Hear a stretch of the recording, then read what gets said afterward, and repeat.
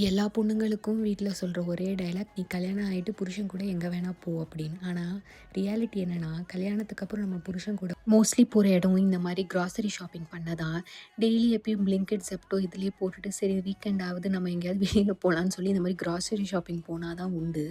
ஆன்லைன்லேயே வாங்கி வாங்கி கடைக்கு போய் எது நல்லது, கெட்டது அப்படின்னு பார்த்து வாங்குறதே ஒரு பெரிய ஆக்டிவிட்டி மாரி தான் இருந்துச்சு.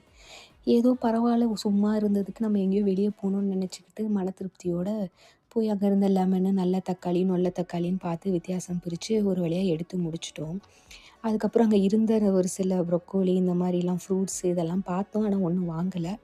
அதுக்கப்புறம் எனக்கு அங்க ஹைலைட்டா தெரிஞ்சது ஒண்ணே ஒண்ணு என்னன்னா, சின்ன சின்ன பூண்டு. அப்புறம் ஒரு காமெடி நடந்தது என்னன்னா, இஞ்சின்னு நெனச்சு நான் அந்த டர்மரிக் எடுத்துட்டேன். அதுக்கப்புறம் தான் தெரிஞ்சுச்சு அது வந்து டர்மரிக் அப்படின்னு.